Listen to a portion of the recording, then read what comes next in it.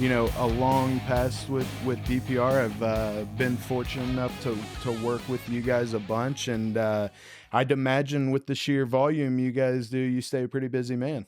Yeah, it's interesting. When I started at DPR, we were sub $1 billion construction company, Yeah. and now we're approaching a $10 billion construction company in just 20 years. It's crazy. The growth's been incredible. A lot of that growth has been driven by a mission critical data center environment, Sure. right? Somewhere between 25 to 30% of our revenues is in the mission critical space. So it's a huge portion of our revenues. Sure. And with obviously with your role and what you do, I know supply chain and labor logistics and things like that are a big part of what you do. I'm curious from your perspective, are we starting to see a little bit of a relief from some of the COVID days and what we saw from a supply chain perspective, and how's that affecting you guys? Where do you see that at today? I think it's a great question. One I get all the time from all of our customers. And sometimes customers just assume, okay, we saw a huge spike. We should see that same reverse trend. Right. The reality is we never see that full reverse trend Right. as much as we saw the upside, right? But there are things stabilizing. One of the craziest scenarios I saw through all of COVID was with metal joists and decking. Yeah. So I've been a pre-construction estimator for 25 years, and joist costs range from $1,000 to $1,600 a ton, literally for 15 to 18 years. Right. And from 2020 to 2023, they were over $6,000 a ton. Like the increase was so dramatic, Right. And we saw it, right? We saw 100%. customers change their designs to get away from joists and decking to structural shapes, increase the tonnage in their building because it was cheaper to put in wide flange tubing and things like that as opposed to joists. And so that's where we got paid to say, hey, run this analysis for me. What happens if I add a bunch of steel, increase footing sizes, Yeah. but change the overall structure of the building, right? Right. Those things have backed off, Right. right? Joists and decking were a lead time of 42 weeks. They've come back 20, 22 weeks, even sub like 16 or 18 weeks. Those things are providing relief in the market. It's great to see. We all know of the OFCI, equipment challenges we still see with long lead times. Sure. Again, it's better than it was, but it is still a primary driver in our schedules with most of our customers.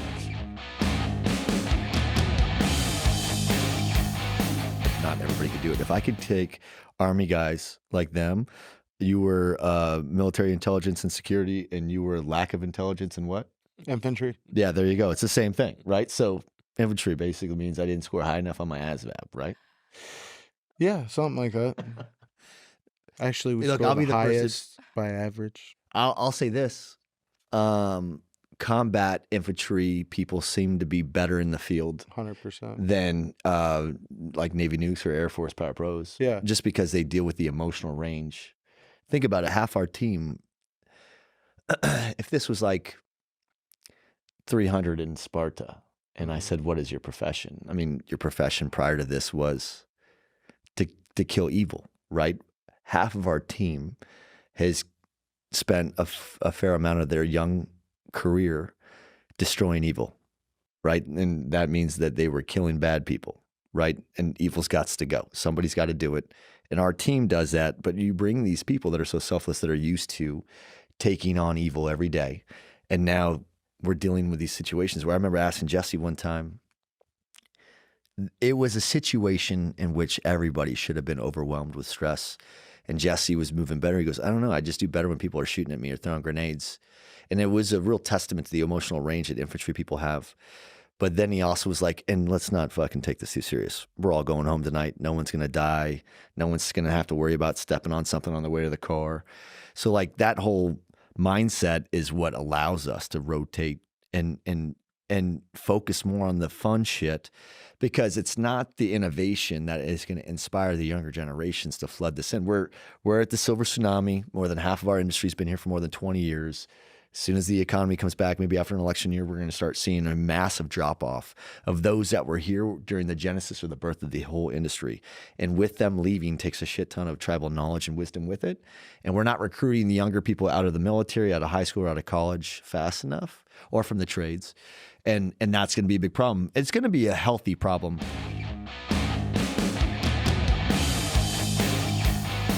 I just left, got in the car with this recruiter, drove up to Elizabethtown. My dad has no clue. And I'm like, well, what job am I going to do? And he looks at me, he goes, man, he goes, I don't do this for anybody. He goes, I got limited spots on this. He goes, but I'll tell you this, I'm going to hand you this spot because you're so smart that like this is a perfect job for you. And I said, man, what is it? And he's like, listen, Truck detail. don't tell anybody. But I'm gonna give you this spot. But it's only today if you sign. I was like, what is it? He's like, infantry. Yeah. And I said, I was like, man, that's like. Let me check your pulse first. That's yeah, awesome. you could do it. He's like, we only give these spots to our smartest guys. Yeah, for sure. And I was like, yeah, man, that's me. And so first time in my entire life that anyone had ever called me smart. And and there was no red flags. None at all. So I go up there, sign, and like I've got him convinced that because this was He's not hustling you. You're hustling him now. Yeah, I've got him convinced that my dad is fine with it. So like the only thing, we sign all the paperwork, do all the stuff. Just need dad's signature. And now we got dad's signature. So he's driving me back. And I remember it's a red car, red 4-door sedan. I remember the whole thing. So we pulled into the driveway and we're waiting for my dad to come home. My dad, like, when you talk about a man that like works his ass off, like just incredible, right? So he comes home that night and I'm sitting at the table with this guy in uniform. And I'll never forget, he probably had a long day and he comes in and he's like, it was spring. So it's the busiest time of the year for my dad was spring. And he come in and my dad was like shaking his head and he's like, not today. He's like, Dakota, what have you done now? And now to my dad's credit, it's not the first time my dad's came home and someone in uniform has been sitting next to me. Okay. Right. And so I was like, Dad, check it out. Like, I need your signature on this. And I've decided I want to go to the Marine Corps. And he's like, Dakota, you made a lot of hasty decisions in life. He goes, have you really thought about this? I said, yeah, Dad, I watch Top Gun every night. And he's like, right. That's the Navy. Yeah, I was like, same thing. It's basically like, the same. No, Department of the Navy. No, he's not. He said, no, it's not. And so he goes on, and my dad's like listening. And so my dad probably still has the first penny he's ever made, right? Like he's that tight. And I knew, and this was like my go-to I said, Dad, I just don't want to go to college and waste your money. And I think he had his signature done by the time I even finished that signature. But by the time, waste your money. Yeah.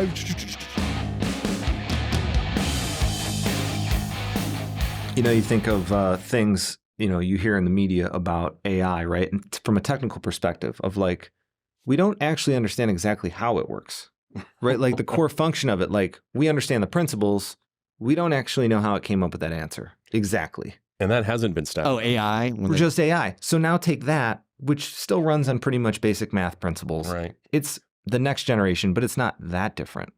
Quantum's really different. Yeah. So if it's we don't have originating an idea. It's not aggregating what's already posted on the internet and then That's right. adding that. It's creating a new idea. So if we have a hard time understanding AI today, in a couple years, and I don't know what a couple years, quantum's been 10 years away for a long time, right? Or 20 years away for a long time. Though, like AI, like liquid cooling, we've been seeing some indications that it's getting a little closer. And there's some real things that are developing where maybe it is coming a little closer than we're prepared for. Well, I think part of it is coding academies, but I think it has to go past coding. I think it has to be, we have to change career days. Like, I'll give you a really great example. I've got a good friend right now in Minneapolis, Minnesota. She opened her own company. She's supplying in the data center space. She's doing some stuff. She has 2 young sons that are, elementary school age. And she wanted to come in and read a book or talk about data centers. She had some little Lego kits from a little edge computing data center that, she could give out and want to do something with kids. And they told her no. So absolutely not. It doesn't fit in our curriculum. We don't know where to put you in. We can't do that. And she said, well, we can read to the kids, right? They said, yeah, She said, well, can I read a book this. on data centers? No, we can't allow that. You know what they allowed her to read? A book on farts. Well, that's important is- as you get older. Well, I mean, yeah, we all do that. But the point was, we have to start, like, there's a children's version of this book that's coming out too called Nice. Polly Packet's Payload. But anyway, it talks about how the packets get cut up and moved through the internet, but through a child story. And I think we have to start having some of that exposure at a younger age. But it means things like, data centers need to start having more student tours. They need to start reaching out. We need to do more community outreach as an industry as a whole. And I know there's a lot of us that do that, but it tends to be in certain markets and it tends not to be kind of everywhere. And it is an exposure thing. And I think there's so much that's being shoved onto kids these days that you just wonder how much of it is really good life skills and how much, could be helpful to them. And I think especially when I was I skipped several grades and took advanced classes in a lot of stuff. My first exposure to tech was in college. My first real exposure to tech. And what way was it? What was the exposure? Was it? Oh, it was a class. But the what was old the punch card Oh, coding? really? Yeah. So you signed up for a coding class in college? I did, yeah. Well, it was a requirement for part of the math that I was going for. But, it changes with every year. And part of the problem that we have with the school system, I think, is that curriculum is very, very slow. It doesn't change very quickly. It doesn't adopt very quickly. How long have we had data centers now? Yeah. How many data center curriculum do we have? There's like 6 that I can count of worldwide that really have that kind of curriculum. So what happens is kids go to coding, they go to IT administration, and that's how they come in the industry. They go into engineering. That's how they come in the industry. Data centers is an elective or it's a class project. I work with several students on their capstone projects. It's a project. It's not a class. It's not a purpose. And so what happens when you start going through kids with career day and you look down the list and see all the things, you never see data centers. Yeah. You never see that. And, when you do see technology, it's all code. And this is the thing that really just It turns chaps me is that, you take these kids and they're lit up about technology and they think it's so cool and they think it's so exciting and you put them in a coding class and they get lost. in the weeds. And you've lost them. It's not like, oh, you didn't like coding. How about this? Would you like to learn about HVAC? Would you like to learn about servers and the hardware this stuff sits on? Would you like to learn about how it transfers all over the internet? Would you like to learn this or that? We don't teach that. And so I think that myopic approach to technology education really hurts us in the industry. So where we pick up from that is apprenticeship programs, internship programs. The reality is we're going to have no choice. There's going to run out of minerals that can make battery powered cars. We're going to run out of components, and we're going to have to change a lot of things. And you don't have people listen to this. It's not a political statement. This is not. They don't. Yeah, the city of San Antonio is being powered by a nuclear plant in Bay City, Texas, called STP, which has partial ownership of Toshiba, and it's all nuclear. And you're going to see hopefully a lot more emerging and adoption of that because you'll see a lot less CO2 emissions. And I think that, if you've not met Dean Nelson, he really is trying to kick off the climate accord agreement within the data center industry to make us more responsible for ourselves and less dependent on third-party governance and regulation to tell us and dictate what we need to do, what's best for us. We should self-govern better. And I think we all agree the more we could self-govern better versus having regulation imposed on us from whatever authority having jurisdiction, which market, we would rather be policing ourselves because we will hold ourselves better accountable to a higher standard. And I think that the chorus sings better than the soloist, so that when you see an outlier, if you're an operator and you've decided to not make ESG a factor, well, I don't know shit about that, but every operator I know is competing over the same top 10 customers. It turns out those people represent 80% of the market spend, and they get to dictate exactly what they're going to go put their money into, and they're not going to go invest into somebody that's wasting water and wasting power and wasting land. And does that make sense? They need to have I'm pretty sure that those are the groups that are so sophisticated today that they don't even go into a market unless they understand how to quantify and measure the positive impact they make to a community by maybe repurposing a distressed asset or changing the place of an engine, an economic engine within a community. So they used to have something in the automotive industry, arbitrarily speaking, and that industry took it in the pants. So now it's time for something else to emerge. And how great would it be that they could have access to an educated labor market and they could repurpose them for data centers, right? I mean, I was talking to someone at Meta yesterday who's doing that same thing. They're going up into the Rust Belt and they're repurposing manufacturing plants so they could create modular components of their own product, and they could rescue a community and give people jobs, and it's all in service of something really good, which is what this industry is trying to produce. Here's the interesting portion. Before that, that's where I start seeing the opportunity down in Latin America. And, traveling to Latin America, working, 500 kVA projects, a megawatt, 2 megawatts, because I was doing all Latin America, right? It was Mexico, Chile, Peru, 500 Colombia, kVA, spending weeks in those countries, and then come to the United States and 150 megawatt facility, line energy, right? I go, how is this? It's like the whole country of Mexico's data centers in one project. Well, in Arizona. Mexico had no more than 40 megawatts commissioned. Right? Oh, total country capacity? Yeah. 40, 50 megawatts. How crazy is that? Because we can all think about a dozen sites around the U.S. They're like, oh, that's one building. That's a small building, right? So back then, I had the idea, right? Why aren't we building in scale in Mexico? And one of the things that I understood, I took away from all my travels and living in the United States, was that language was not a barrier. Just people couldn't communicate properly. And a U.S. company tried to enter the Mexico market, and they didn't let them. They had to go back. And then what happened was that U.S. companies started buying companies in Brazil. That was interesting because instead of traveling from north to south, they went up to Brazil, and then they started moving up north. Because Mexico is a very particular country, right? The scale of construction wasn't there, the experience wasn't there, and people were concerned that they were getting in trouble. And I'm not even, talking about the whole safety and security situation right now in Mexico.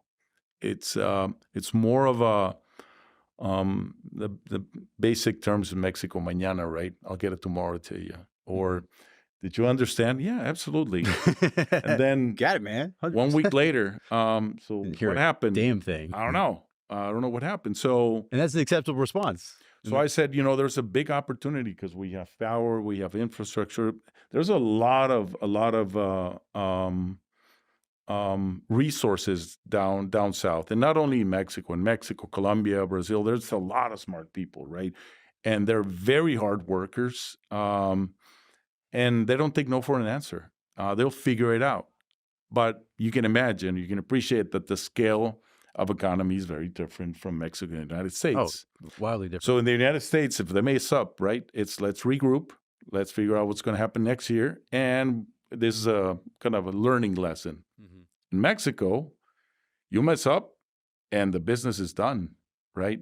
So it's interesting how Mexico has that capability of being so precise and at the same time not being very precise at all. Yeah, just a different culture.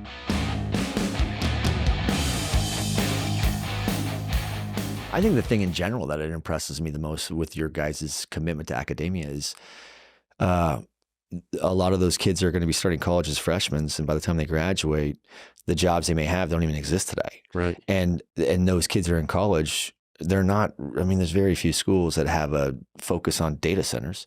So those that don't, this is an opportunity for them to be exposed to an industry that they otherwise would have never heard of. That's right. And they don't realize that they can come into this industry and still be in finance or still be in HR or still be in those things. But now they're in a vertical of industry that's in its infancy and exploding. Right.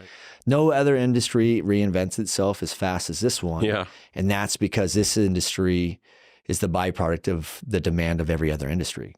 Airline industry, e-commerce, video caching, everything that you do that requires technology falls back to a data center.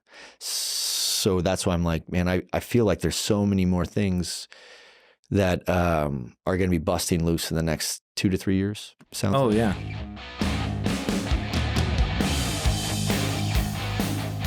The means and methods and how we build and deliver data center capacity right now is wildly different than it was a year ago, which means in a year from now, it's going to be that It's going to be absolutely different. But that's innovation, see? And that's the real trick. When people talk about diversity in the industry, that's what they're missing. Diversity has nothing to do with what they teach you diversity is. Diversity is different trains of thought and the different ways people think and the different ways people put things together. That's where innovation comes from. You remember the years ago, they had this deal where the engineer drew the swing and then they made the swing and they had to cut a chunk of the tree out of the middle so the swing wouldn't fly. Have you seen that one? All right, so it's a picture of a tree and it's how the engineer drew it and then how they go to build it in the field, and all of a sudden they realize the swing is going to smack the tree. So somebody cuts out a section of the tree. Now the swing can swing, right? But what happens to the end user that comes along that wants to sit on there that now doesn't want to bash their head on the top of the tree where they've cut that little slot out? And so that's really where innovation comes from. When you bring all these people together, if that engineer had somebody in construction when he was designing that swing, he would have known it can't swing through a tree.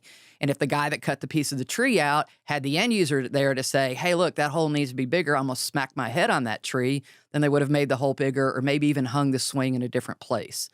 And so when we talk about diversity, in my opinion, in this industry, it's really that. It's that diversity of thought. It's the people that build things. It's the people that play around and tinker with cars that maybe, who thought about putting a radiator on the back of a server cabinet? That's what a rear door heat exchanger is pretty much, right? Yeah, that's a fair question. So that was somebody that thought differently and thought outside of the box. And I think if you force everybody into a college setting and you force everybody to learn a single way, you really engineer a lot of that diversity out. You really do, because you're teaching people how to think, and that's not what you want to do. You want to, let people know here's a problem or here's an opportunity for something to improve.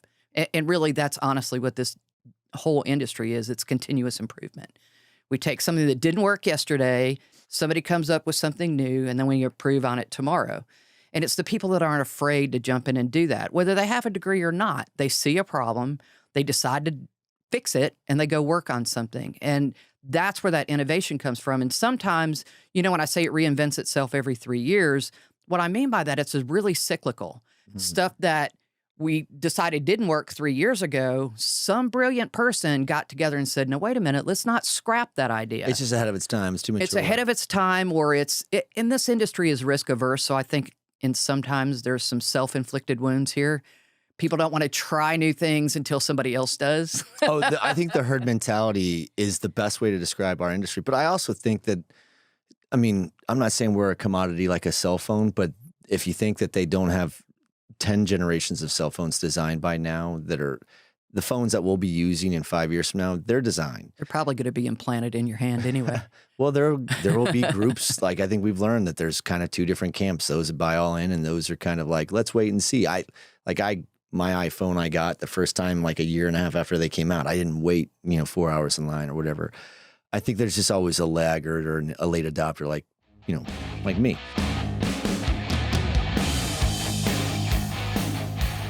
Today, we're seeing a market that has, as you mentioned, land, power issues, chip issues, and it needs to change again. We need to go into a new iteration of going from enterprise deployments to cloud, and now from cloud to cloud with AI, ? Enterprise with AI, ? There's a lot of that going on. So early, as I said, we started with servers. And a lot of innovation change there. Our servers look very different, at least those early ones. Stripped down. Like we don't have plastic and LED lights on the front because when you're building a data center, nobody's going to see it. What are we putting LEDs and plastic all over the front of all these servers for?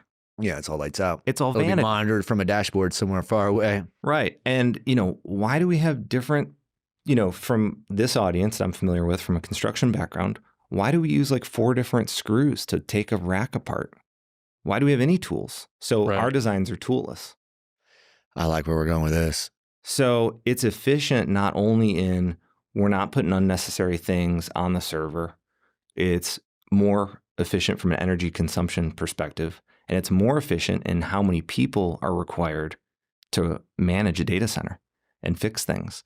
So those are kind of the core principles in which a lot of different things have grown. That's everything from liquid cooling to, future research in quantum, things that are beyond the AI thing that we're talking about today. So it scales, and it's as with 40 different projects, it's hard to keep track of all the things. Is that what y'all are running in that incubator, 40 programs at a time? Yeah. But And that again, we, the covers- foundation, are just the framework. We provide a safe, open source, and we very much follow the principles You're of the open governors. source. Exactly. But it's really the volunteers in the community. So we just provide the framework by which they can collaborate. And we have to do a little bit of policing. We have to make sure that there's all good actors and everything. But for the most part, they kind of police themselves. And so it's a true community. Is there self-appointed like captains, I guess, or team leaders in regions, or how do they? When you put a lot of big fat brains together like that, you're going to step on some toes, right? And how does it manage itself like that? There's got to be some rules of engagement. Sure. So we're privileged to, learn from the software industry that's been doing this for a very long time. Right. And so they've laid out licenses and agreements that are available to the public to use, and our community either leverages those directly or a version of those. And that's kind of what lays the groundwork and how different companies can work together. As far as who runs it, we have an organization that is led by a board, right? That board also has a steering committee. That's where the team starts to look really more down in the technology. Those positions are voted on a biannual basis. And then below that, we have project leads that oversee each of those projects. And those are also elected positions. So those are members of our community that are typically volunteers. They've done some work. They've been seen by their peers as, good leaders. And then they open to an election process and they start, leading the charge for a period of 2 years. And then they either get reelected or someone else steps up to the plate. And we continually curate the work stream. So currently there's 40 projects and sub-projects, but some, die off and this is no longer relevant in the industry. And then new ones like AI come into the equation. So it's kind of a living, breathing organism that's constantly changing. If you are a young person or anyone at whatever level coming into this, you have to have the ability to go above and beyond and to be there. And if you do that and you show that, then you're going to earn your stripes and you're going to get in and, you'll be just fine. I love it. What other advice do you have for anybody that's looking to enter the industry? I mean, look, you just got in 7 months ago and it sounds like you like this space. You have to be okay with go with the flow. You can't come in with all the answers. I mean, you can come in with your background. You can come in with, your mind map and your collective impact and everything that you've done to build up teams wherever for whatever agencies or whatever company that you came from. But you also, my growth process right now is just being like, all right, Mama Bear, like type A, you're organized, you got everything going on. They see that. But I also need to be able to adapt, understand a little bit. Yes, stay humble. I guess stay humble. Just stay humble. Stay in your lane. And then as you start to be brought in, be like, okay. And then I'm so grateful. I'm grateful to be here right now. I'm sitting with, Well, we're grateful that you're here, I'm man. This is awesome. grateful. You bring a great energy for us, and we need 100%. like you can tell by sitting with us that we're starving for that strong feminine energy that comes in a professional campaign, right? And it's hard. I'll tell you, I've had every problem from human beings, from the course of my career to now in terms of how many people I've had to hire and fire. And one of my mentors, laughs at me when I come to him with my anxiety, right? Who will just, the way that mentors will do subtly, de-escalate your emotions. And I realized that, like I've said to you before, I could give some of these fuckers a pot of gold and they'll still complain about how heavy it is. So the job is to not try to make people happy, but it's to try to make people better, right? So when you learn that you don't have to worry about that and everything's in service of that purpose, you're no longer emotionally, the self-indignation is gone when you no longer worry about the results because you govern by your intent. And my intent is to make everyone around me better, right? I'm going to make mistakes. Yeah. but we're going to do that. But we know that we have these blind spots that we need stronger. We need more.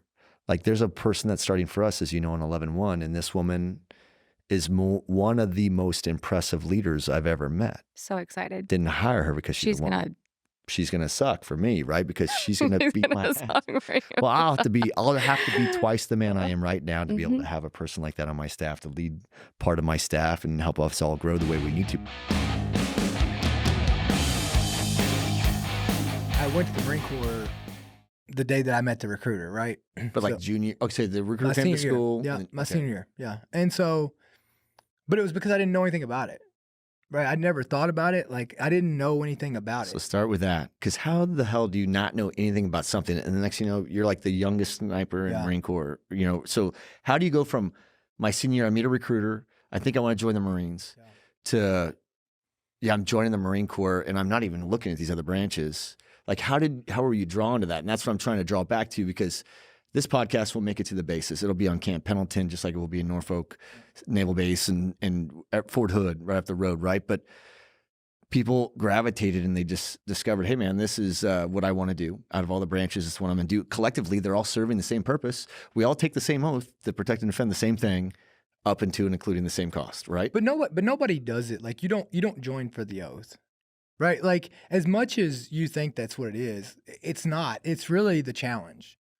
The individual challenge? Yeah, the individual challenge, right? It's doing something greater. You know, and I always talk about, you know, the thing that probably fueled me to serve, which was by far the best recruiting tool for the military and all first responders, was 9/11. Okay, so you were in high school at 9/11. What year were you? No, I was in 8th grade. Okay. And so, yeah, like, you know, I mean, I remember those towers falling. I remember going home to my grandparents' house at night and being worried, being scared. Yeah. And then I just remember seeing like how fucking proud people were. September 12th was a great day. Yeah. So that's what I say all the time is like, I don't want another 9/11, but I'd give anything for another 9/12. Yeah. And so yeah, I mean, I was your typical high school student. I was going to go try to walk on somewhere and play football, and you know, one day a recruiter came in and was like, and you're like, that's it. Well, I started asking him a lot of smart aleck questions, right? I was like, oh, what's that on your you know, your left breast pocket and this and that? And he's like, oh, it's my shooting badge. I'm like, oh, what? I mean, I hunt deer. Like, that's cool, right? The guy just got back from Fallujah, and And you finally, haven't seen the ball since kickoff. He's talking about real world shit. Yeah, I mean, I'm 17 years old, right? Yeah, for sure. And he looks at me and finally he goes, "Hey, what are you going to do when you get out of high school?" And I said, "Well, I'm gonna probably go play football somewhere. I'm gonna go to college, right?" And he goes, "Well, that's good because you'd never make it as a Marine." And so I nailed it. Yeah. So I walked off and it just fucking started eating at me, right? And I went back to him and I said, you know what, I'll join today. It's the smartest recruiter ever. Well, you know, the Marine Corps, like they say, if you want a salesperson, find a Marine recruiter. Because they go reverse negative hard, right? Yeah, they know they know their demographic. Yeah. And so I went back to my classroom and it just eating at me. And I'll never forget, like, it's look, I believe you are where you're supposed to be, right? Like, I don't think there's any, like, I don't believe in coincidences in life. I mean, if you're going to try to re-enlist or stay, this is as good as it gets. It's just, you don't think you're going to get more of this, are you, right? So this was your aha moment, the captain's mast, if you want to call it that. And then for people listening, a captain's mast is basically where you put a green tablecloth on the wardroom table. Wardroom is where the captain resides and hangs out. And that green tablecloth is a symbol of a legal judge, jury, and executioner. Right. So under the Uniform Code of Military Justice, a commanding officer can carry out non-judicial punishment, which is what you in the brig with bread and water, which is what you received, not bread and water, but you received a pretty good ass chewing. That was, right. That was a pretty prolific. But it wasn't. It wasn't what I needed. It wasn't loud and vociferous. It was pointed, and there were some pointed barbs that we wanted to get across to you that said, "Hey, listen, young man, you need to take your head out of your ass and come along, right? So I would like to think like you kind of had to be a little cocky and a little arrogant, especially on a boat like that where everyone was punching each other in the face sometimes, you know, but like, I definitely needed to be humbled. That humbled the shit out of me. And to this day, like when I sit down and talk to my kids, I always remind them, like, you're not competing against anybody else. You're only competing against yourself. And that's where I learned that. And that was obviously from you guys. And then the other time was, there was another interesting time where you chewed me up and spit me out, but then build me back up to make sure that I wasn't broken and that I would find some, you guys had a good touch, right? And I got hit twice. Our intentions were not to destroy. Were you the son of a bitch that had me failed on my board too, or was that my own doing? Your submarine qualification warfare? When I did my first board, I was ready for my board at like month 6, remember? Yeah. And you were a quick learner. You screamed through that qual card. And I failed my board. And you have to remember, right? These are all these guys that I admire and respect. You're all my heroes. I failed my first qualification board. Well, I failed my first quartermaster of the watch board. Seaborn McCrory failed me. But there's reasons why, you know, like I didn't know until later when they're like, yeah, Kirk, we just needed you to slow the fuck down and appreciate, you know, like the worst thing they could have done is let me have my fish faster to where I would have been probably even more cavalier than I was at the time. And that's the last thing I needed. Well, so that's something that's not taken lightly, right? That warfare. Humbling people. Yeah, that warfare pin is earned, and there's a reason for it. If I can save your life, you damn well better be able to save my life. Yeah, and you've got to know that ship. And when you get to the ship, out. that's like for people that don't know, when you get to a submarine, like they put a gun to your head. And they're like, if you don't earn your warfare pin, what do you have? 12 months, 9 months, whatever it was, then the worst thing imaginable is going to happen to you, and that is where we ship you out to the surface fleet. Yeah. And I was like, that's the last thing I want. Last thing you want. So I was like, I will study everything. I had RPMs out all the time. I cranked for not even, I think I cranked 2 days. Well, that's part of the reason why you probably failed your board, because you had a reactor plant manual RPM out all the time. It's not an RPM. I had to stand you had the SSMs out. You had the ship service manuals out. Were you there when I qualified chief of the watch as an E4? Terrifying. But I did. You did. But I only did it because an FT used to fuck with me, and he was E6. And I knew if I said chief of the watch that I could have a senior watch over him, and it was the only way that I could tell him what to go do after the watch.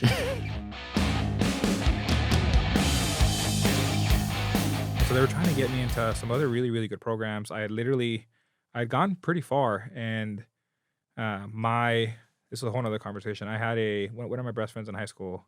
He lived with us for my junior and senior year of high school, and his aunt was a financial aid counselor at a college in California. I'm not going to know which one. And I remember telling her the story of like, hey, here's how much I got in scholarships. Here's how much I got in grants. I'm short this amount. Like, and we didn't have the means to do that. And she's like, no, she's like, that's bullshit. Like, you should be able to get financial aid. And she's like, hey, let me do this. And she flew out from California to El Paso, picked me, and the guy's name is Flavio, one of my best friends from when I was a kid. Took me and Flavio to Tech, where I went to school. No kidding. Got She in showed line. you Tech? Did you want to go there already?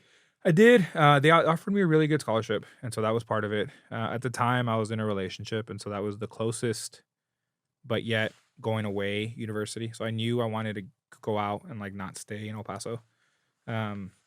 And that was the closest one that I could still drive. It was 5.5 hours. Is that all it is? 5. It's pretty. I mean, it was a decent That's drive. not bad. No, I thought it'd be longer. So I knew I needed to get away. That was the closest one. They offered me the best scholarship. And then when his aunt flew in, took us up during the weekend, met with the financial aid office. Going into the office, in the meeting, I didn't have enough to pay for it. At the output of that, because she knew all the lingo, she knew like expected family, EFC, expected family contribution, how it's supposed to be calculated. She was almost like taking the counselor to school because that's what she does. So she was helping block and tackle. She was helping block and tackle at the output of it. I had enough money to go to college. No kidding. And so between scholarships, grants, and like obviously I took out loans to pay for everything. It was enough. And I was like, okay, like it was, she did that for me. That was huge. And so there's an entire ecosystem now that has come out of that called circularity, where it's an ITAD model where you wipe it clean, you update all the software and firmware, and you can go sell it somewhere else. And it's perfectly good for a lot of people. And so that helps sustainability. It's, keeping stuff out of landfills. So it's a very exciting development of that. Is that an objective as part of your guys' principles too with the OCP? Is obviously an ESG element? Sustainability is now officially one of our tenets because we believe in it. So because it's just so important, we have to be focused on this. What's the point of driving innovation if you're not making it better? Yeah, it makes total sense. It's important. I want to expand on that sustainability piece. So the OCP has been founded on 4 tenets. Yeah, what are they? It's openness, impact, scale, and efficiency. And the 5th tenet was sustainability. That was announced officially in October last year. And so all contributions, we talked about those projects and people coming up with these best ideas, they have to comply with those 5 tenets, right? So they have to speak to what about the solution, what about what you've solved for answers to these. And so now all the contributions that come through also have to answer sustainability. And that's really important because that's what this ecosystem is asking for. And it's not just sustainability like, we're using green power, right? It's sustainability holistically, right? Can you continue to do this from now to the end of time? Like, what about what you're doing is inching us closer to something that is forever sustainable? So it seems like some of the designs you guys are doing too is removing the human element from things as much as you can, from, tools you need to install and access from the labor. Is that what one of the elements of efficiency is on your 4th tenet? Yeah, well, on the 5th tenet on efficiency, yeah, it is, because it could be anything and it has to have context for whatever the solution is. Like someone writes software, I'm not going to ask them like, well, what's your carbon footprint of that software? Like that's kind of a non-contextual, like it's impossible to answer that necessarily, right? So all these different solutions speak to it specifically for what they're solving for. So if you have one of our newer programs in our data center facility group is around automation, right? So if we're going to start bringing robots and carts and things like that into our data center to pick up on shortage of labor or safety, or as these racks get full of water and heavier and denser and hotter. Will they get bigger? So our design from that original 19-inch rack to 21-inch rack, our racks are already slightly larger. They accept traditional hardware and OCP recognized hardware, but they're denser, they're heavier. What do you tell people you do for a living?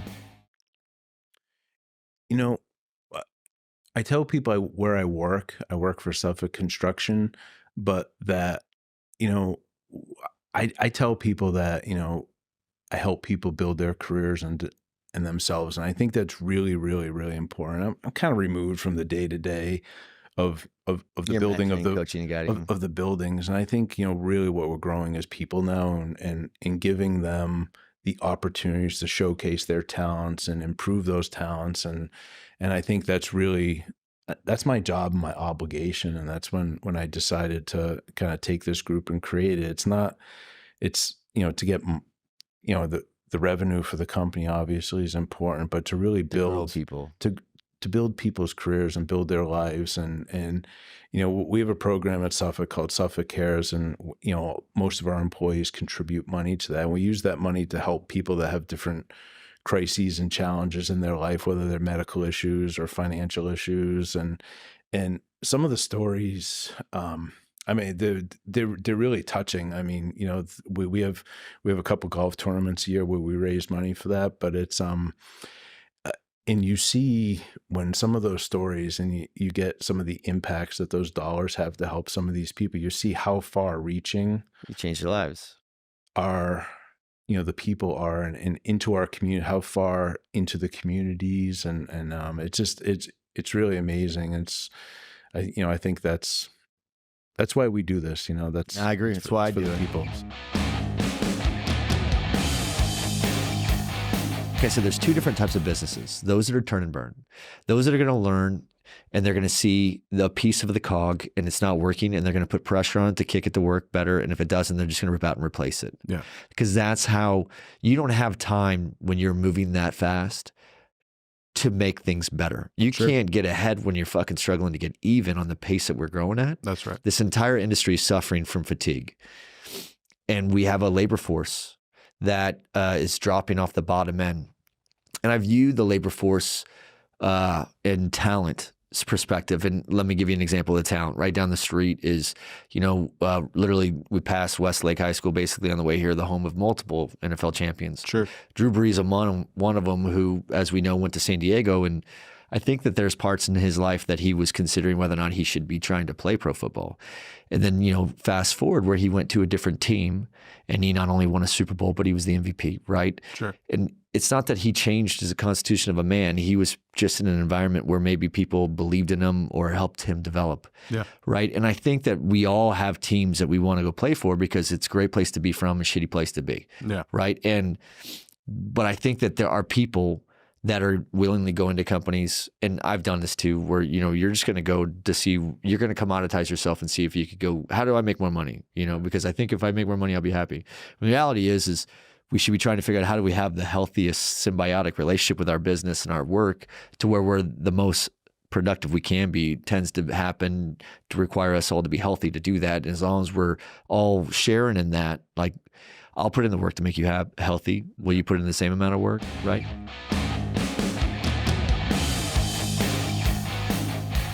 And so I did the whole job fair circuit, interviewed a crap ton. The one that I liked the most, and I actually went through the whole process with constructors. Now they're called No Structure way. Tone. That's how early you were on before they were even Structure Tone? It was constructors, but they flew me Jack into Jones hired you? So they flew me into Dallas, and Hold on a second. You're at school at Tech. I'm a senior at Tech, And they had a job fair, and it was- constructors went there. Constructors went there. It was their 2 recruiters. Interesting. I did well enough that they sent 4 of us to Dallas. Interviewed with Jack, I think Brandon, because he was already there because he went to Tech. Okay. And then the 4 of us. Because he hadn't started CPS yet. Not yet. Okay. Him, Kerner, and Jack were all there. And so at the time, Dan Bush was the president, and they had like this whole dinner afterwards at his house. And he lived in. What was Joe Cribbs at the time? Was he like his He was number 2? on number 2, right Yeah. under Dan. And his house was just in Highland Park, just incredible house. And like he had it all catered. And I'm like, man, this is. I want to be in construction. Like, how do I get into this life? And so Those I were walked the away. days, though. The GC life isn't quite like it used to be back in those days. I mean, they still do quite well for Oh, themselves. for sure. But I was a remember Wild coming West. back to college being like, man, if I ever didn't go to law school, that's what I want to do. for real. I got the offer and I turned it down because I ended up going to law school. Well, I remember being 5 months into law school. I hadn't even finished my first semester, and I'm just hating life. It's completely different. What are you hating, though? Being broke or No, school? I think it's a couple of things. Like one, like I look back at like the path of engineering school. Both of my roommates were double E's as well. We had every class together. The group that we had studied together, I don't know, 6-7 hours a day. Was it even hard? It was. It was just a lot of hours. Like literally, you would study to the point where like everything's comical. Like it just doesn't matter.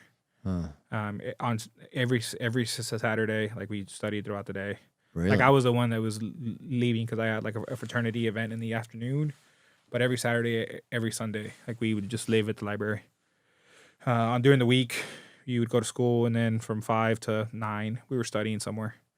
So I mean, literally, you lived. It was a full-time job. Sure. But you were with the same people all the time. It was it was a big camaraderie. Like if I didn't know how to do something, somebody else did, and like there was no qualms about teaching and helping, and it was back and forth, and you just we all got through it together. Asking yourself, like, what is it I'm trying to achieve here? Yeah. And so often I think we come out and we're tactical. I want to make 80K. yeah. Yep. I want to be a PM. It's like, okay, in what? And I think my whole piece of advice I talk to veterans is again, not a job, not a target salary. It's industry. Because you can go, and I learned this from one of those large veteran recruiters. They'll put you in front of the opportunities, but very much the shotgun blast of opportunities. And that one of them in particular that I had to debate myself whether to go into was Home Depot. Okay. Store leadership program. They wanted a operations manager in Schaumburg, Illinois, and it would pay me 95 was what I asked for. It was a third shift, which was not what I was like. I'll make you a how do you vampire, do this man. life? Yeah. And so I'm sitting there, and on paper, it's like, what did I want? The money is what they asked for. Location, I wanted to be in Chicago, but all right, I could live with that. And then it became down, which was really the first question I should ask myself. I was like, how is this what I want with my life? Is this like what I transitioned out? Like, Is this going to be fulfilling? Like me working at night doing warehouse work? I was like, no, it's not fulfilling. It's not what excites me at all. And what I realized what excites me is building, being a part of developing. And so that decision was, I turned it down. I turned down another opportunity, which was working for a brass company in the same area. And I looked at it thankfully. I took the job. I didn't take the job, and I went back to school. And so that didn't work out, but I learned some interesting stuff along the way. But so many veterans, that would have already checked the box. You asked for that much money, you asked for that location, you're good. That would have taken me nowhere in my career. I would still be in Schaumburg. There were so many other areas. No, you wouldn't. You would have became another statistic, which is, likely that you wouldn't have stayed there for more than a year. Yep. In a worse position because I'd be in Schaumburg. I don't have family there. But at the time, that's what I wanted. And they were willing to give it to me. And I feel like what our obligation to, and that's the hard part, I think, why you left your job, from the veteran recruiting side, we get to deal with, we are that stop of like, hey, do you want this job? Like, this is what's going to happen afterwards. Yep. The difference with our careers is anything that we talk to a veteran about, it's like, hey, you may look at this data center technician role, or this critical facilities technician role.